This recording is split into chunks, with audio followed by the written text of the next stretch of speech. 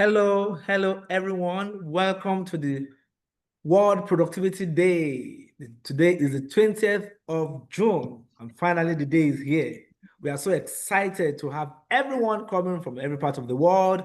I see some people coming from India. I see some guys coming from Canada. I see many people from Nigeria, and this is one hosted by Nigeria. And then we are so excited to have the world with us. So this is a program that we put together by the Institute of Productivity and Business Innovation Management in conjunction with the World Academy of Productivity Science, which is the global body, of productivity in the world, under the umbrella of World Confederation of Productivity Science. I think I see one of the executive and one of the leaders of the World Academy of Productivity Science. Anita is here. You're not going to do your speech now, but just wave at us. All right, welcome, Anita. Thank you, Anita. Anita Tang is one of the leadership and one of the topmost people in the World Academy of Productivity Science, which is under the big umbrella of World Confederation of Productivity Science. And already we have all our speakers here today, so there's no need to all to do too much hiding behind talking and talking. But what is World Productivity Day? My name is Remedy. Maybe I need to introduce myself. I am the president of the Institute of Productivity and Business Innovation Management, IPBIM, in Africa. I'm presently doing some projects in the United States. So I am in and out of the two continents running productivity, okay? And I'm so excited to see our speakers here. I see Florence, I see Lola. Thank you guys for coming. I'm going to introduce you at the right time. But now, the World Productivity Day came about by setting up a day to remember productivity. And remembering productivity is efficiency or effectiveness. How can we cut costs? How can we increase in capacity? How can we do more? How can we get more done? And how can we be healthier and live more better when we are getting things done? It affects the economy, affects the family, affects everything that we do. Productivity cut across all. But today we are not doing the meaning or the definition of productivity. I will have said productivity, my own definition is product activity, which is product as a result of particular activity. So I am a productivity expert in the area of people. So I see people, productivity about people, process, products, and sometimes is the philosophy around it. So my definition for productivity comes from four angles.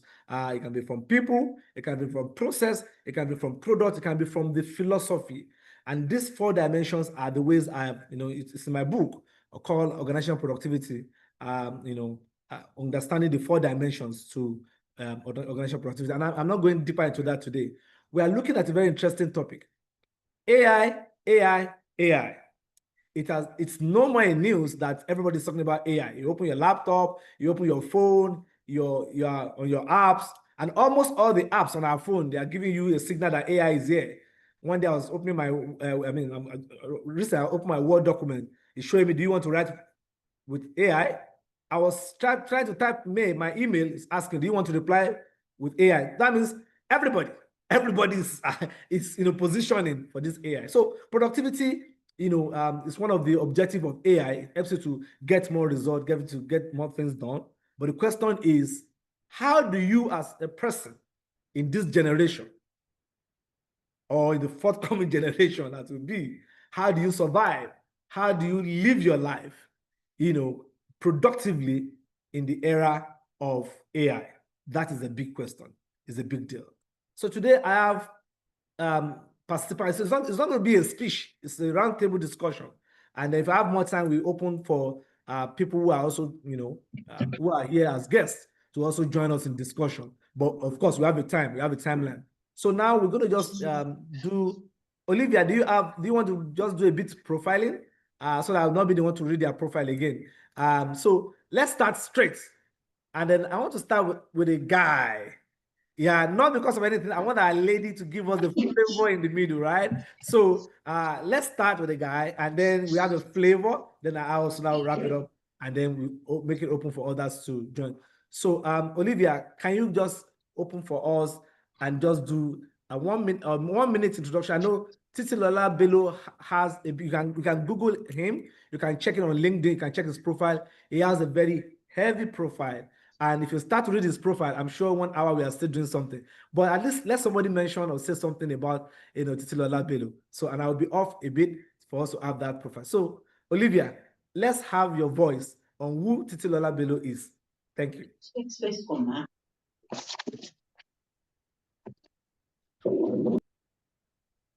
All right. Titilola Bello is the founder, manager, and entrepreneur based in Nigeria and the UK. He co-founded Datalium, a leading edtech startup that has upskilled over 30,000 individuals, equipping them with critical digital skills and pathways into employment. Datalium was named Africa EdTech Startup of the Year in 2023 by the Global Startup Awards. Titilola focuses on technology, education, and innovation with a strong passion for empowering the next generation through practical, future-ready training. He has an MBA in management, BSc in computer information systems, and diploma in accounting and business. Let's make welcome Mr. Titilola Bello. Ooh, all right. Okay, Titi, take it over from me. How do we survive in this AI era? How do we increase productivity, decrease waste, increase efficiency? How do we get out of here in this clock of AI? Take it over from me. Thank you. All right. Thank you very much, Olivia. Thank you very much, Rami. As well as thank you very much to the organizing committee for having me. Right. It's a privilege to be here, and it's an honor to be here. And I think these are some of the. I think right now we can arguably say artificial intelligence, when it comes to AI, machine learning, and whatnot, should be the most in-demand topic right now. People are just trying to understand a better view of how it works, and also a big just thank you in advance to my co-panelist Florence, because I think we're going to be sharing very important information and nuggets here. So it's also a privilege to be here, right? So yeah. So first things first, I'm going to start by saying I'm going to come from different angles, right? The truth is, I wanted to prepare a slide, but I thought making slides, making it more official. It's meant to be like a very, very interactive conversation, because that was the intention from the beginning, right? So I thought, why not just come and have a chat yesterday? Another one that's straight is yesterday, no, Wednesday, yeah, today's Friday, yeah. Wednesday, I had a session in London, in one of the top global institutes, right? Humanitarian institutes in the world. I was a co-panelist, and one of the topics I was there to also speak about was artificial intelligence, right? So that's so that know that everywhere, regardless of your country, race, where you're from, whatever it is that you're doing, artificial intelligence really here to stay, and people want to know quite a lot about it. So first things first, how do we survive, right? So the first area I want to come from is embracing and accepting AI, right? I asked a question there, and it's a question I ask a whole lot of my students whenever I'm having any physical engagement, or whenever I'm opportunity to be in classes. Are you scared of AI? Some people say yes, some people say they're not. But more often than not, people say that they're scared of AI, because AI has gotten to a point whereby when you hear the word automation, realistically, while years and years were passing by, automation was for physical tasks, right? Automation was for machinery, then you're producing better. Automation is to automate physical tasks. Let's say I used to open this book. Let's say I want to produce this phone. There's a machinery that is there helping me check the quality of the phone. Automation is for physical tasks. Right now, I've gotten to a point whereby automation, artificial intelligence is no longer automating physical tasks, but artificial intelligence is not automating thinking. Artificial intelligence is automating feeling. Artificial intelligence is automating decisions. So it's very, very honest to be scared, right? I see some posts on LinkedIn, or I see some posts on social media that, if we're honest, I don't know the last time some people came up with posts themselves. There are sometimes I keep making a joke about it, right? There's sometimes that I may get a mail from someone I know when you're using ChatGPT, for example, you know the concluding statement. ChatGPT tends to conclude for you is, do you want me to provide another response for you? Do you want me to do this? Some people copy and paste it without noticing. I'm like, this is just to send a normal basic mail. Maybe the mail is, oh, dear Florence, mail acknowledged. Looking forward to partnering with you for future collaborations. You know, there's some basic things that you don't necessarily need to do that. But right now, even the smallest of things, right now, people are using ChatGPT for birthday message. People don't know that birthday message again. Because you're wishing me happy birthday and telling me, Titi, thank you so much for what you have done. I appreciate you. I'm like, come on, this is not a general, this is a better message from AI. Now you cannot go deeper and say, hey, ChatGPT, give me a human-centered or a friendly form of birthday message. So it is now automated thinking and feelings. So it is right to be.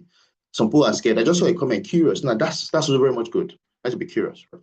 So we're going to a point that people are very, very skeptical about AI, right? And people love the benefits that comes with it, the ease of it. And let's not forget that people are also scared of some of the things like deepfake. It's getting to a point that Remy may record a video, you see a video of Remy speaking fluently and you won't know, and actually it's not Remy speaking. We may get to a point that if it falls into the wrong hands, you get a lot of false allegations, you get a lot of things. It can be very painful. I'm sure some of us have seen the recent Google video, right, that just came out. They created a video of, when people are hawking bread and the sound that comes with it. Let's say you're hawking bread in the street of Lagos with Nanfo. I actually didn't know that was AI, but it is getting that deep, right? So it's right to be scared, it's right to be curious, but the most important thing, and it's sad, so depending on where you are from, either you are sad about it, happy about it, very important to know that artificial intelligence is here to stay, and there's nothing anybody can do about it. So that's just embracing. And the second is, what next? It's very important the next thing is mindset. You need to understand that artificial intelligence is not here to change, replace, take your jobs. Artificial intelligence is here to replace your task. So artificial intelligence is replacing tasks, not jobs. It will replace a task. It won't take your job. You still need people, because garbage in, garbage out. You need people that will train the AI. You need people that will lead the AI. You need people that will correct what the AI is doing. So when you understand that artificial intelligence is here to replace some task, not take your job, that will be put in the right perspective. A lot of people are scared. Artificial intelligence taking jobs. Also, the news, artificial intelligence is going to take 15 million worth of jobs are yet to be lost. When you see this buzzing news up and down, it leads to panic. There is no need to panic. Yeah, you need to brush up your skills. Yes, you need to do this, you need to do that. But artificial intelligence is not here to replace you. It's here to replace some of the tasks that you do. Right? So just imagine if you could leverage your existing mindset, your existing resume, your existing qualification, your existing capacity, and able to embed it and integrate it seamlessly with AI. Just imagine the level of potential you can get to. So you need to understand that you and artificial intelligence are here to really work together. Not artificial intelligence, not entirely there to replace you. Then the final way forward, I believe, is government intervention. And by government intervention, I'm here to state that it's very important to know. There's a particular adage that they say is, whenever you wake up, it's your good morning. It's very important to note that, to understand the fact that your country that you stay in, or country, is necessarily not in the same level of where some others are. So let's say in the scale of 1 to 10, some people are in level 10, some people are in level 9. It's very much important to understand that some people are in level 1, some people are in level 0. Right? Let's look at it from this standpoint. For artificial intelligence to be fully embraced, you need power, you need electricity, you need infrastructure, you need connection. Just imagine this foundation are really not yet there. You can't compare the level of integration to a country that has all these things all sorted out to a country that is still emerging. Right? So it's very important to understand that we are still the reality of artificial intelligence in developing countries, emerging countries, low and medium income earning countries is so different from artificial intelligence adoption in the Western world. We're talking of America, Germany, UK, France, Canada. It is going to be different. So the government needs to play a role, right, in ensuring people are ready to adapt, communicate, and embrace AI. right? And which leads into my final point. I think the future of every country should be AI native, not AI finesse. By AI native, I mean anything artificial intelligence, any software infrastructure, anything artificial intelligence in a country should be bottom up, should be from the ground, not from the top. But what do I mean from the ground? For example, Nigeria has over 500 languages. Ghana has 80 languages. Kenya has 68 languages. South Africa has 11 languages. Generally in Africa, we have over 3,000 to 4,000 languages. But what we notice is, if we're looking at innovation in some of all these countries, we're noticing that there's a spike in fintech. There's always fintech. There are different areas that are coming in. But when it comes to AI, we're still seeing that solid push, regardless of the investment that's been put there. That's because we're seeing solutions, AI solutions built from different countries, and you just bring it to the country to implement. It won't work. So let's assume we go to the northern part of Nigeria and we go with a ChatGPT. ChatGPT is majorly more or less built to understand English best. How would the people that don't really know English, right? Because these languages are welcome regardless of the geographical location, right? How would they be able to relate with it? That's why for any solution to try, for any artificial intelligence to try, to embrace artificial intelligence, any solution that's going to churn up should be built from the ground up. The people, the stakeholders, the residents, different people in those communities should play a major role in ensuring they are they are part of the building process of the AI tool from bottom up, so it can lead to early adoption. So yeah, so just in summary, what I'm saying is we shouldn't be scared of AI. We should be curious, but we should be ready to embrace AI. Second, our government needs to play, the governments of different countries need to play a major role in ensuring the push, the visibility, and the adoption of AI. Let people understand more. By doing that, they must provide infrastructure, they must provide connectivity, they must provide an enabling environment for artificial intelligence to thrive. Third, people need to have a mindset shift that artificial intelligence is artificial intelligence is not here to take your job, right? It's here to replace your tasks. So you need to integrate all of them together. So yeah, that's it for me. All right. Thank you very much, Titi Lola. Yeah, I hear you, but I don't want to be the judge in my own case, because even I'm going to share my thoughts too. And at the same time, I will have disagree a bit and agree, but don't let us scatter the table now. Let's take the table leg one after the other. So let's have all our thoughts together, then we can have discussion and look at it. Thank you very much for that presentation. So Olivia, without wasting time, can we have the next person, and let's have a perspective to this? Because I know Titi talked about artificial intelligence is to replace your task, not your job. I wrote it down in capital letter. I think, I know people's job that are shaking right now. So what would they do, or what should they prepare for in this case? But I don't. When we go to the area of discussion, we'll look at. So please stay with us. We're going to go deeper into this. So Olivia, are you there? Let's have the next profile of the next expert who's going to share our thoughts with us. Then we'll take it off from there. Thank you. All right. So next up is Florence Buboye. So Florence Suleiman Buboye is a dynamic business leader with over 8 years of experience in the mobility, technology, and transportation industries.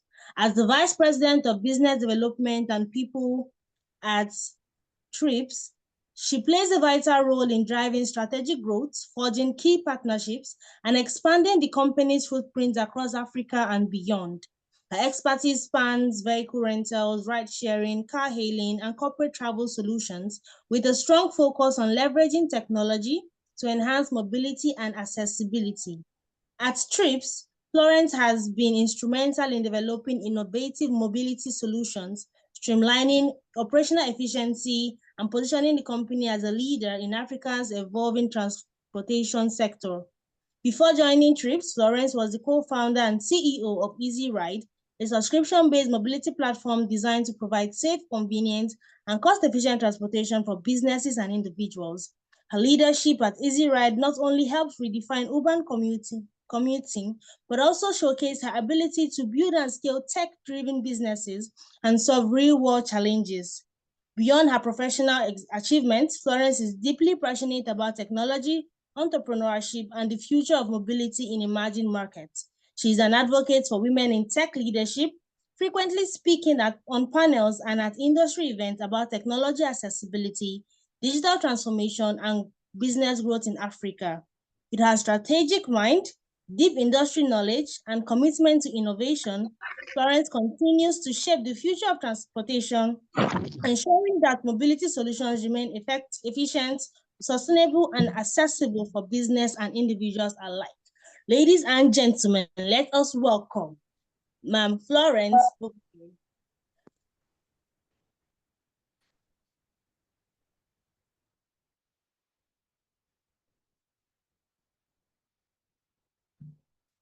Yeah. What just happened? Florence, are you here? Just take it from. Yes, Okay. I am please. here. Okay, good. We'll not see you on camera. Is your camera off? My camera is still on. Okay, so maybe I'm seeing myself. Don't worry. Okay, so take it from there if others can see you. Yeah, good. Thank you very much, Olivia. Thank you for the very wonderful introduction. And Titi Lola has already finished the whole thing because I'm here. I don't know what to say again. So I'm just going to come from the perspective of, my own relationship with AI on the field. And that is, I prepared slide. So Titi Lola, me, I'm being serious, girl, in this conversation, just so that will give you some kind of perspective and direction. So we can move on to the next slide. I'm going to start this way. The question is no longer if AI will change how we work.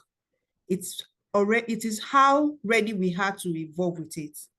So everybody is panicking, curious, and scared that AI is going to take their job, but that should not be the question. The question should be how ready we are to evolve with it. Once again, my name is Florence, and I've spent over 8 years building and scaling operations across mobility tech, from co-founding a tech-enabled support platform to leading operations at trips.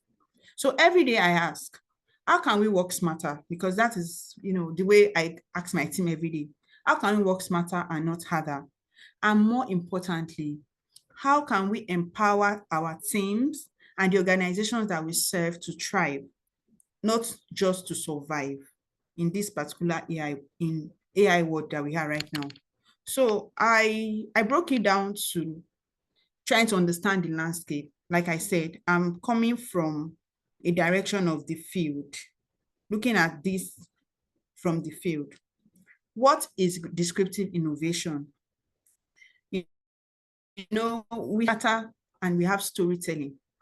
Data is mostly AI-powered, collection, and then we have the storytelling, which is human. So we have both the human and the AI-powered to inform and improve processes, communication, and customer experience. So as much as everything is automated, everybody is using AI, you can tell the difference. You can tell the difference from somebody that is just copying and pasting, and from someone that actually use prompts and actually use the AI as a tool. You can send me an email and I'm like, oh, thank you for the email, and we'll move on. Because there's a way you can actually tell when a conversation is very straightforward, that, oh, this is just like very robotic response. And you can also tell when there's compassion and empathy in a message. The difference is the human factor. So Titi Lola mentioned about, now AI is, you can say, oh, make this message to sound like I'm hungry, make it sound like I'm happy, make it sound like I'm sad. So this is you trying to use AI as a tool to improve whatever you're trying to do. So even if, let's say, the AI is going to generate the entire message for you, you can work on the prompts. The use of the prompts that you give the AI is what makes you different from somebody that is not using the prompt very well. So when we have AI and descriptive innovation, it gives us something called supercharged productivity. That means you'll be very productive. We now have tools that don't just automate tasks, they also interpret, they predict, and they optimize the outcome in real time. Titi Lola mentioned something about Google View, how, there was a video, I think I saw the video too, where people are on the street of Lagos, you can hear sounds, people are talking and all, and a lot of people are debating, is this real, is this AI? So this thing is happening, is everywhere, and the more we get scared of it, the more it keeps getting out of our reach. So my own experience with AI and innovation at trips, because like I said, I'm taking you to my field. We have embraced descriptive innovation. Number one, you use it to predict traffic. Like I can be in my house, I'll just go online and try to see what is the best route to take by 4 p.m. in Lagos. That is not me asking somebody. That is AI powered. That information is from AI. You also use that to optimize the ride shares that we want to do that. Oh, okay, this vehicle should not pass this side because there's traffic here. Or even now you have prompt like, oh, there is a breakdown. There are sometimes you get prompt, there's police on the road. This routes, recently there are now prompts that will tell you where the bad routes are. So these are predictive traffic patterns. And we also have a situation where you have automatic or automated support responses that will also help you to increase speed and customer satisfaction. When you send a message, a lot of websites are even taking advantage of that, where you have bots that are already working on the responses, giving you speed response before you have an human agent. Sometimes you won't even know that you're talking to a bot. So you can also use data to craft personalized packages. So everybody is doing a lot of things with different kind of tool. The good thing, there are like millions of tools out there. It is how you use it that makes you different from the other person. And that is the reason why, as much as AI is everywhere, it cannot take all of our job. So when I was in Easy Ride, another thing that we did, we built a transport platform using insight from commuters' daily pain points. And what was the pain point? Struggling to get vehicles to move them from point A to point B. And that is also an example of descriptive innovation at its core, solving problems based on what people are saying and what people are doing. So that is an human factor. As much as AI is here to stay, we have to evolve with AI. And I don't think the scare that everybody is trying to have is going to last for long. How is AI redefining productivity? Since today is all about productivity, productivity used to be, like, it is supposed to be the main output. At the end of the day, for every job you are doing, you want to see results. So productivity is output. And this also means intentional impact. And AI is helping us to get there. You can have 10 mails that you want to send as a professional, that you have 10 mails to send. And these 10 emails have different, let's say different clients, different kind of scenario. But there's a way you can use AI to help you to craft all these tasks, and not just using it and just giving it robotic response, to also give it prompts that will give it feeling, that will give it empathy. You can also have prompts that, say this like, like I meant it, like it is me, like it's a third party. So it is all these prompts that creates an expert in the use of this these products. For every AI, you still need humans to correct, to rewrite, to code, to ensure that it is giving what it's supposed to give.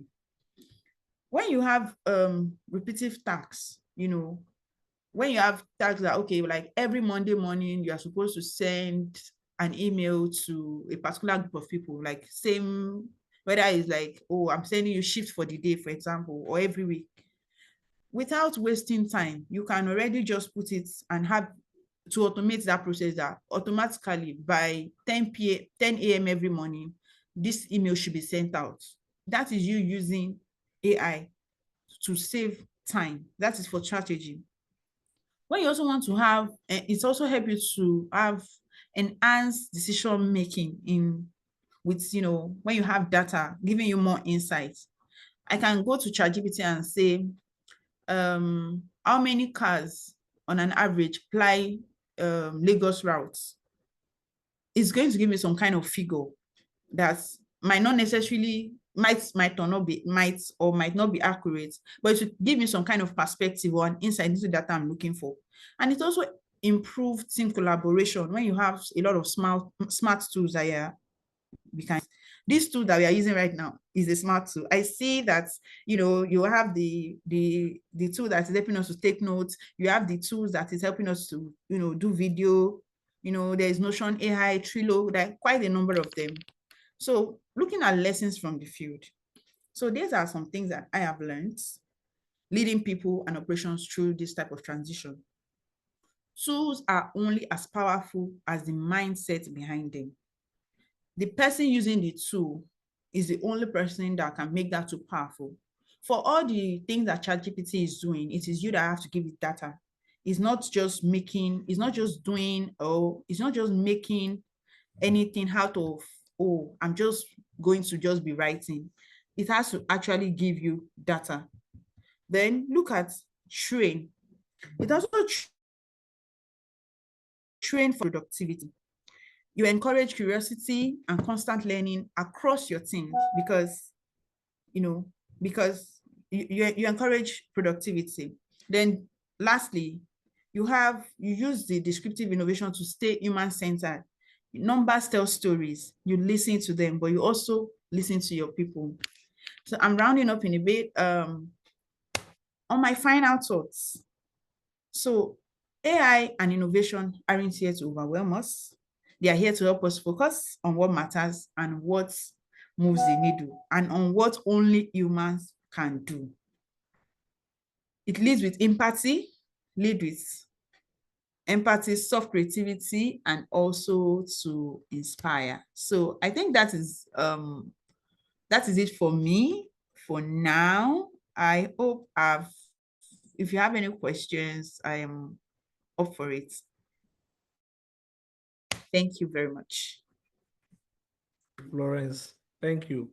One of the things I also got from you was the removing the robotic responses, having the human touch, and I think you are stealing from my slide. You have entered my slide. I don't even know what to say again. Awesome. Yeah, thank you, Olivia. Can we have the last person so that we can have enough time for question and answer? Thank you. Thank you, Florence. Yeah. Sure.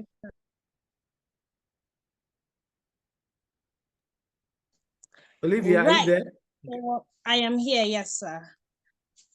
For the final speaker, we have Mr. Remy Dairo, a personal productivity coach, workplace consultant, professional speaker, and author. Remy Dairo is the president of Institute of Productivity and Business Innovation Management, IPBIM, a globally focused African institution of productivity and innovation learning. The institution is in partnership with some of the world's best institutions around the globe. He has passion for productive and innovative nation,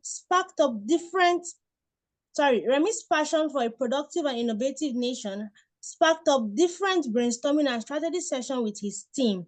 Remy is a globally renowned productivity expert and UK certified life coach with focus on personal productivity. He has diploma in workplace psychology and certified neuro-linguistic programming.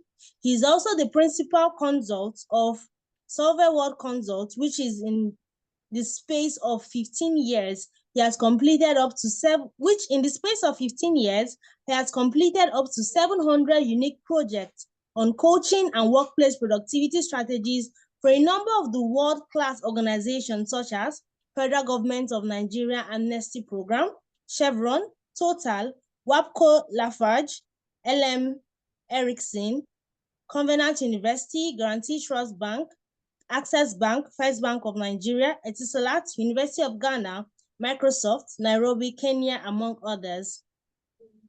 Ladies and gentlemen, let us welcome on stage Mr. Remy Dairo. Sir, over to you, please. Thank you. Sometimes when they read my profile, I'll be asking myself, is it me you are referring to? Giving so much long story. All right, thank you very much, Olivia. Thank you. So let me quickly, because I'm also on time, my name is Remy Dairo. You've seen that already. So it's just for me to just share my thoughts. I'm here in America doing some projects on productivity, and then back home in Nigeria, I'm the president of the Institute of Productivity and Business Innovation Management. Okay, and you've had, so I'll be sharing my experience too, but my experience is on the slide. I've done stuff for many organizations, and then this discussion for me is a passion for me because we have moved from the traditional productivity dimension of getting results. We have moved to a level that AI has almost entered all the things that we do. So I'll be sharing the field experience, but on a slide form. So I'll be taking part from Titi, and I'll be taking part from Florence, and I'll make it all, then we can ask questions. So what is this showing? Oh, see, AI has scattered everything again. Just a minute. What I've shown, AI has scattered what I've just done. You see why it should be you. And this is a very good lesson. So I will show this second slide. Right. So today we are talking about something very important, which is the power of AI and how that affects us in what we do, especially how do we prepare ourselves for the future that we are talking about. How do we prepare ourselves? So I'll be talking from the angle of how do you as a person prepare yourself. So when we're talking about productivity, there are two things or three things that are very important. The first thing is the tool sets. So people are, having tool sets. What are the tools that we need to use? ChatGPT is a tool. Gemini is a tool. Canvas is a tool.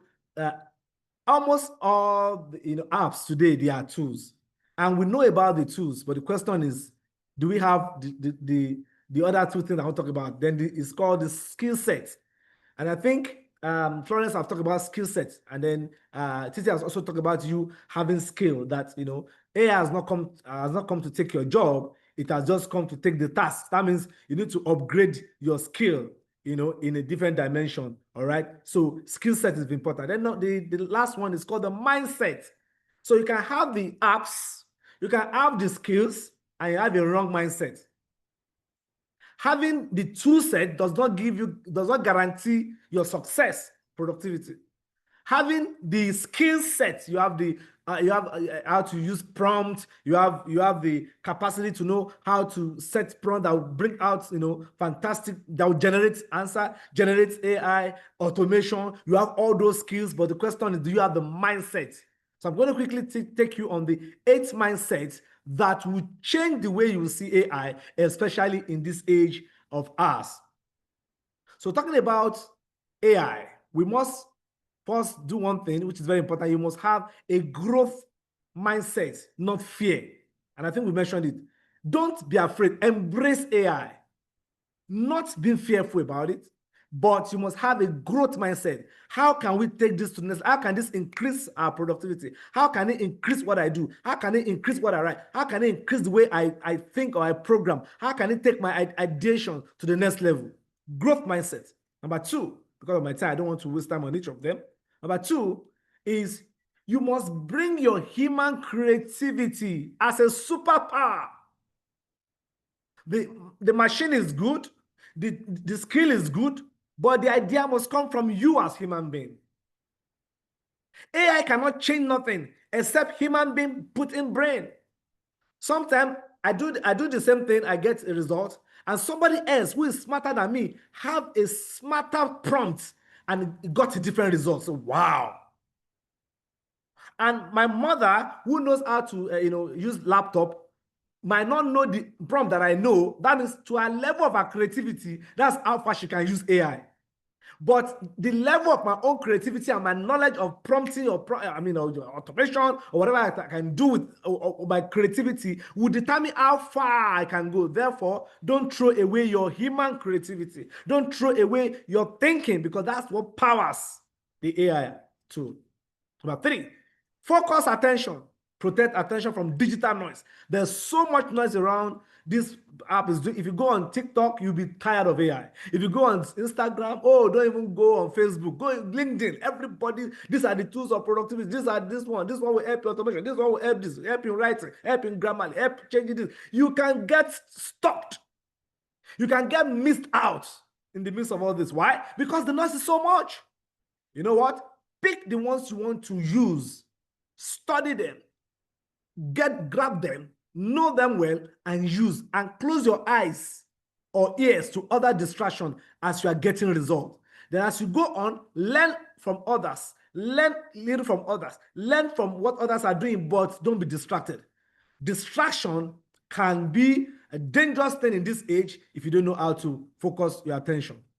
Number 4, you have to be ethical in stewardship.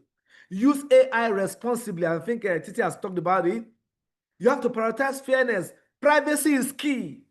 And I know a particular company took ChatGPT to court, suing them in a lot of money because they said you are using our material. So the question is, if you get somebody's material, do you get permission for you to use it or for you to put it as part of your information bank? So privacy is important. Transparency is key. Don't be a local champion downloading other people's global idea and then you are making it your own. And you are not recognizing them because you are using AI. You must use it ethically and it must be stewardship in your mindset. Number 5, collaborating with AI and human will make this world a better place. AI has not come to take your job. It has come to readjust the kind of job you should be doing. Now, instead of it to now run to say, this, now probably you need to go and readjust the kind of job you need to now look for. Because some people have to create the app. Some people have to create the engine. Or some people have to manage the back end. Some people have to do some cleaning up. Some people have to edit AI. Some people have to even edit what is editable. The question is, which part are you playing? When I saw was it in video or the latest Google video AI? It was exactly like a movie. There is nothing that if they perfect that very well, I'm sure people who are producers of movie, they are in serious problem. So the question is, instead of to be learning how to do the normal physical, physical direction or director of drama or theater, now you can begin to think, how do I use AI to get better results? Because if you do it the old way, AI will get you off your hook. But you know what? The collaboration of the brain and the machine will make the world a better place. Therefore, don't lose your human part. Don't lose your human mind. Collaborate your mind with AI because it's garbage in, garbage out. What you put in is what you get in better result. Number 6, flexibility. You have to be flexible. Stay agile. And I think my friend Guthan is here who understands what agile is. Lean. So when you're using AI, think lean, think agile. Think how can we use more? How can we use less to get more? How can we reduce waste? How can we reduce time waste on things? When you are thinking AI, don't think AI just anyhow in general way. Think it in an agile way.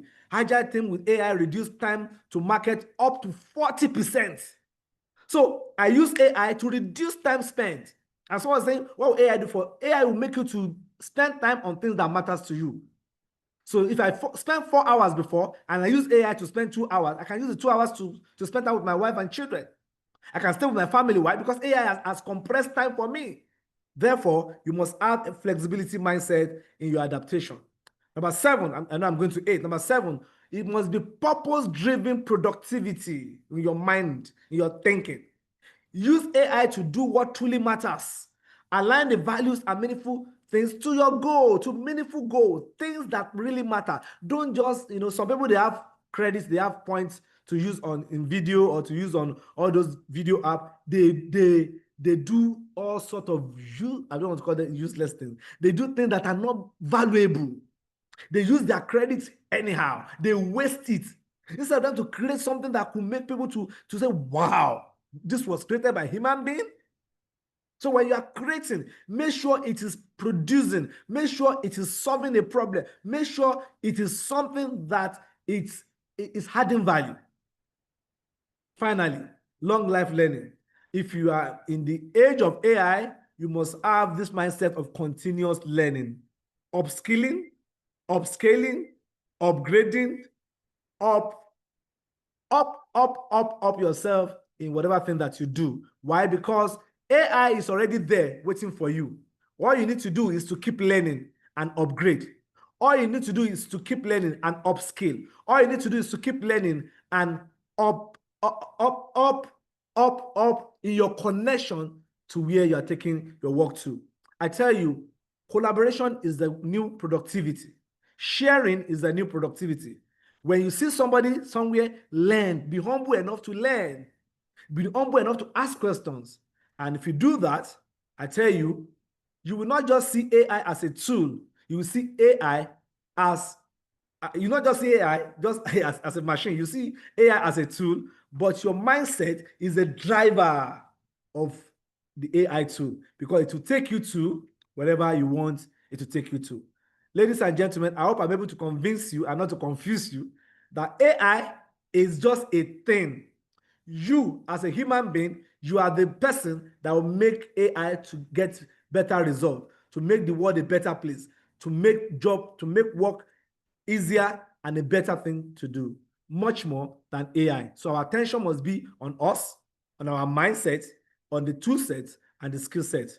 Thank you, thank you, thank you. God bless. All right. Now, thank you, everybody. Thank you. Olivia, do you want to coordinate the question and answer? If you have questions, you want to drop it in the chat room quickly. And then if you have any contribution, we'll do that in 5 minutes. All right. So that we can invite Anita from the World Academy of Productivity Science to give a remark. So do you have anybody that have any contribution before we question? Please drop your question in the chat room. And then if you have any contribution, just raise your hand just for a minute. Let's hear what you think. So it's a round table. Thank you. Olivia, please look at the chat room and then let's know if there's any question. Thank you.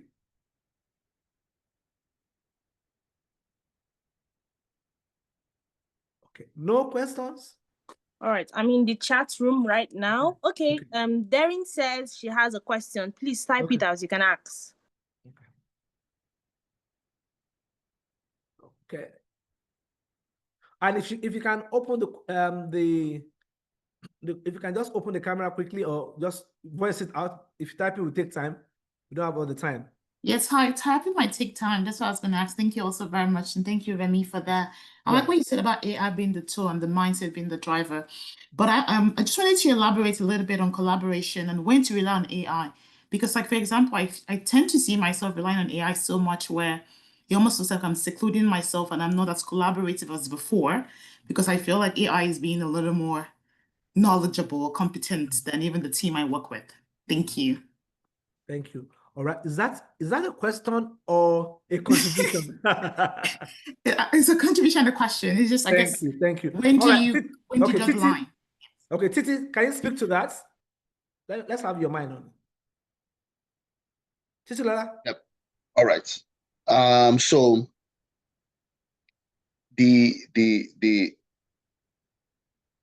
I think just like I said, right? I'm trying to be as realistic as possible. Please go ahead. It's our reality right now, right?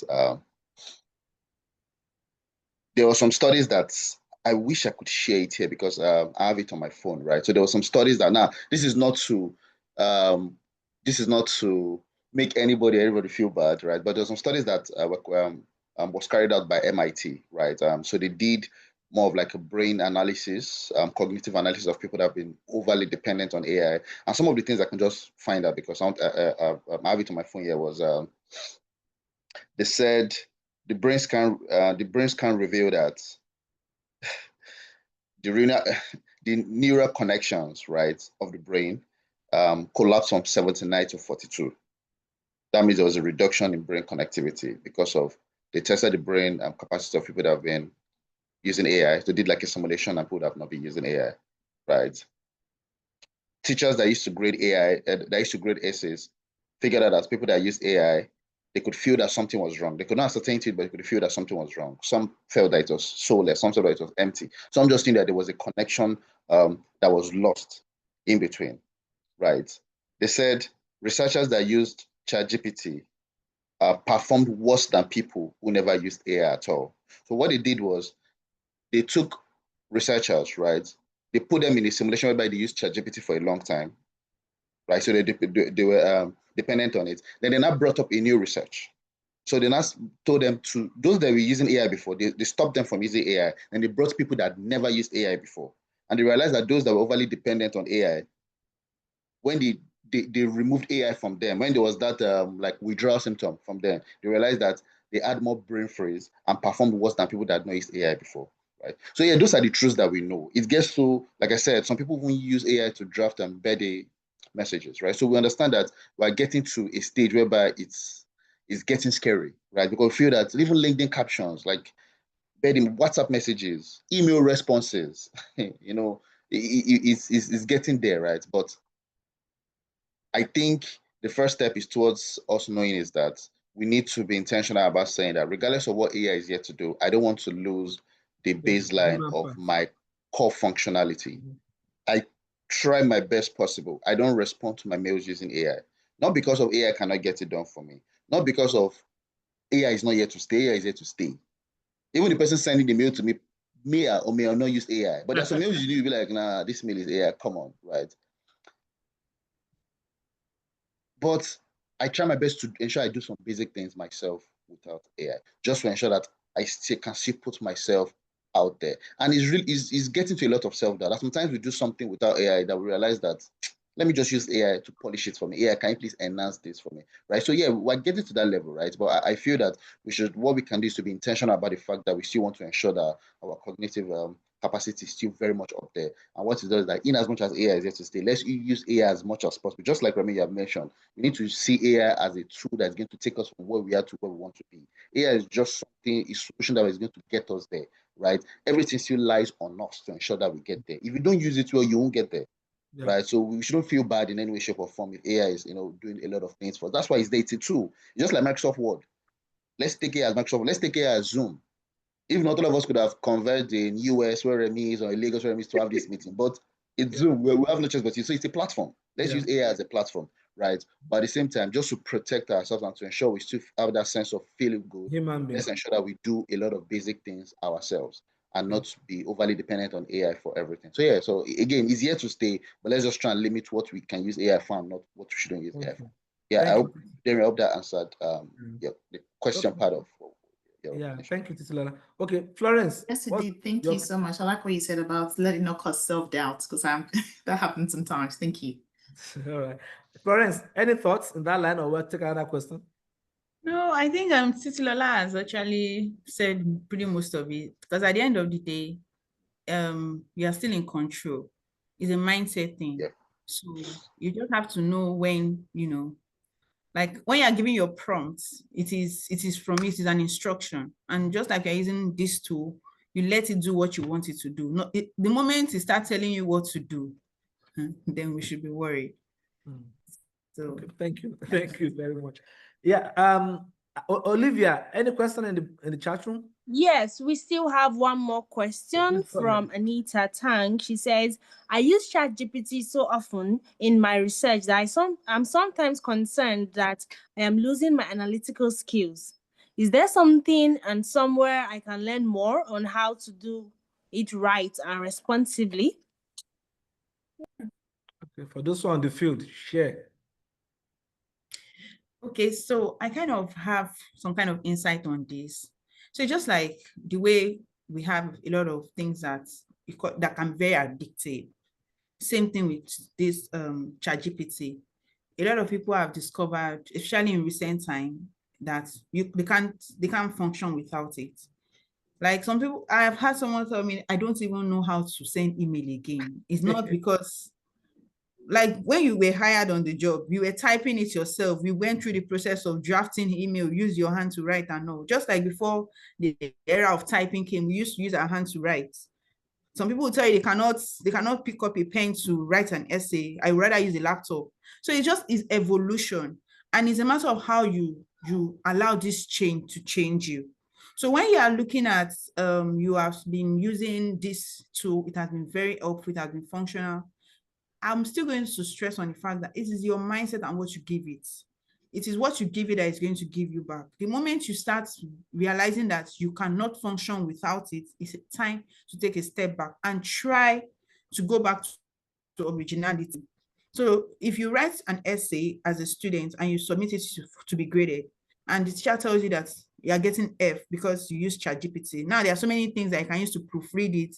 Sometimes you can even write so well as human, and somebody will tell you that this is not you, this is ChatGPT. It is getting to that point that it is going to be difficult to tell the difference. But as at right now, we can still tell the difference. So we should just, it's a very thin line, but there's a line. All right, thank you. And the moment you have that line, so that's it. That's it from me. All right. Lola, do you have any perspective to that?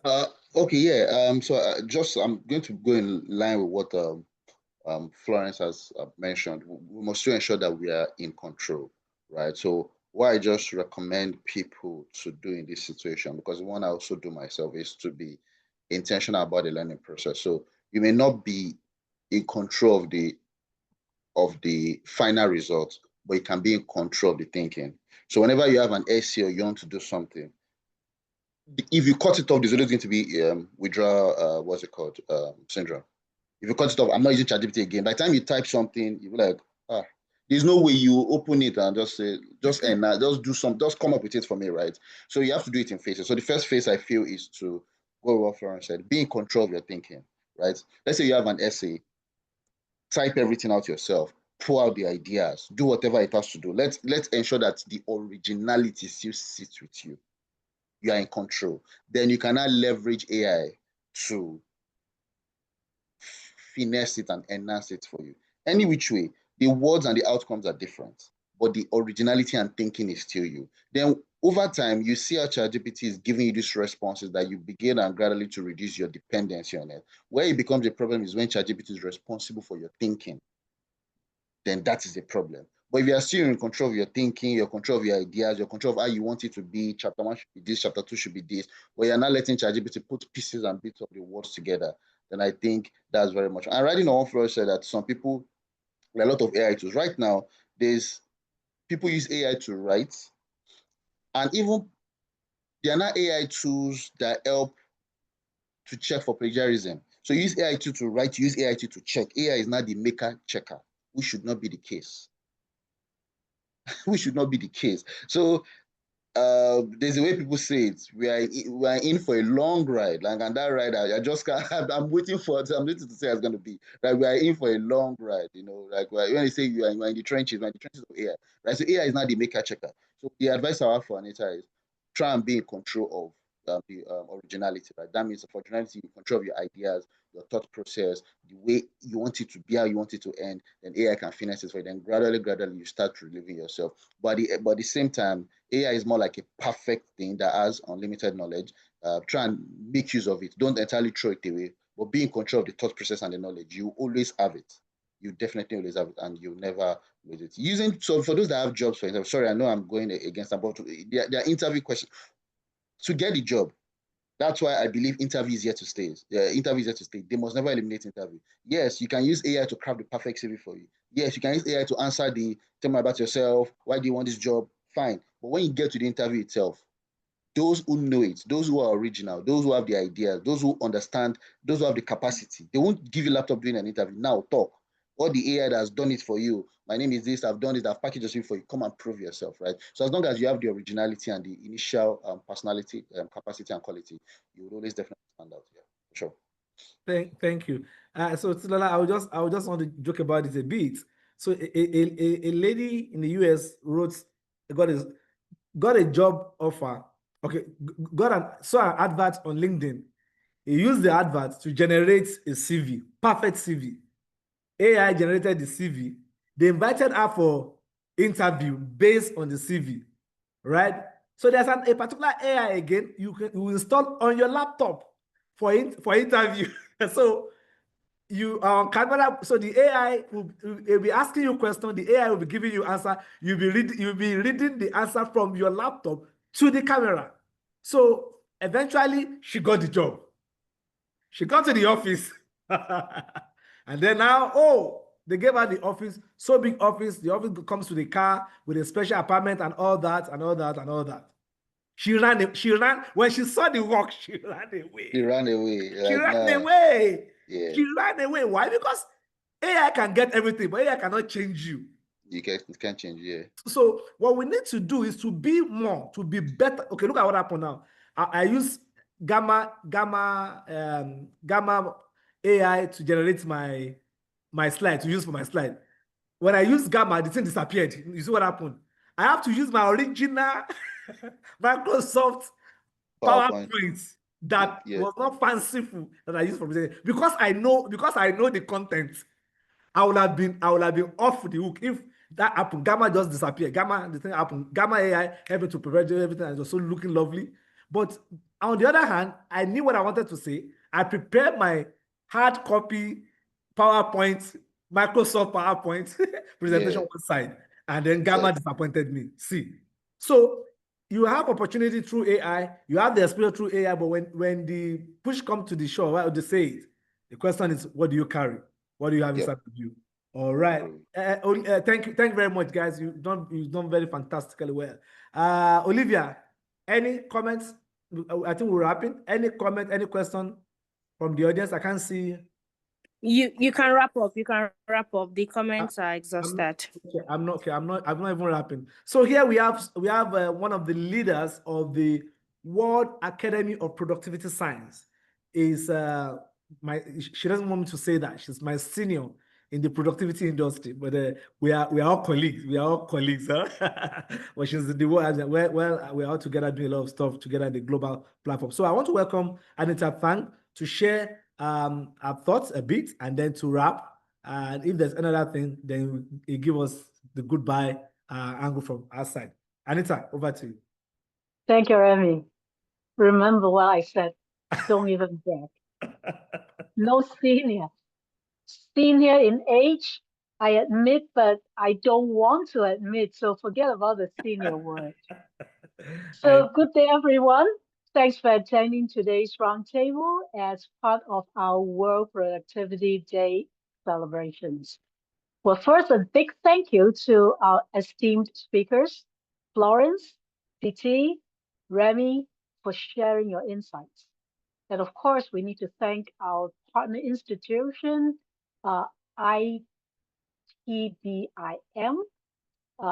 and also more importantly, not that you guys are not important, but behind the scene, Olivia and Eddie, they have done a lot.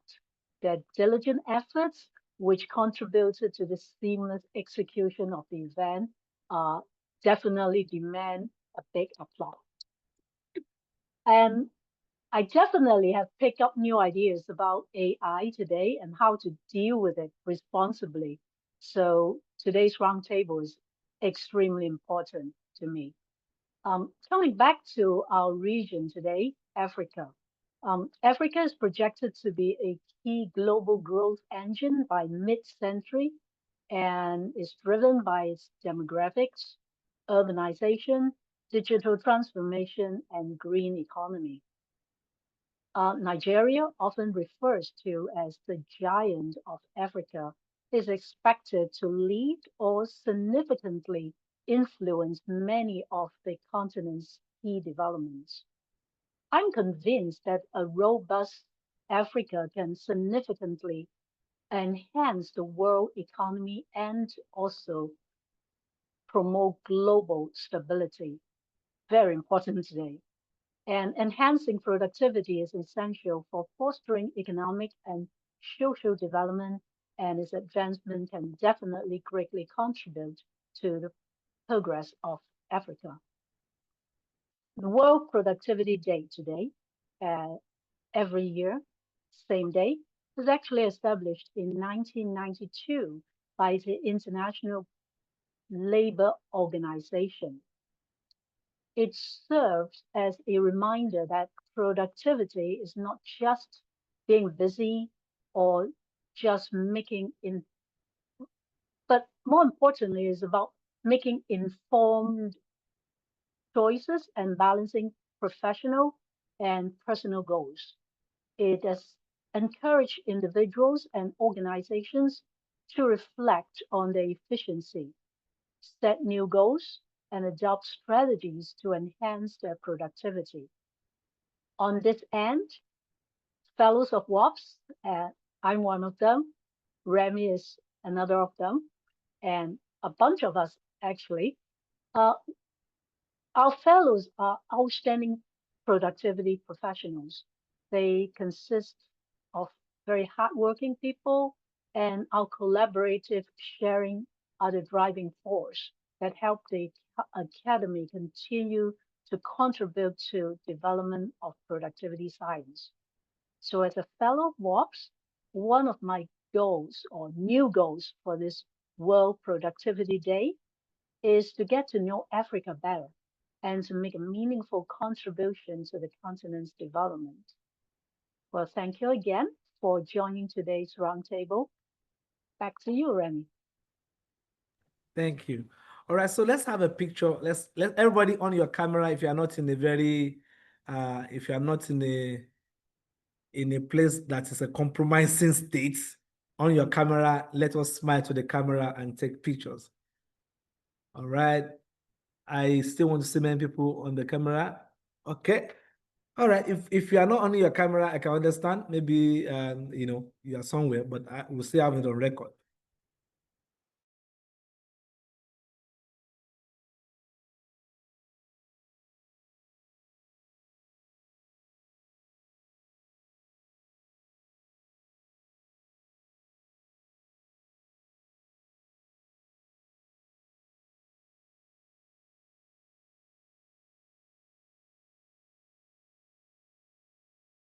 Thank you very much. I think we are done for today. I appreciate you.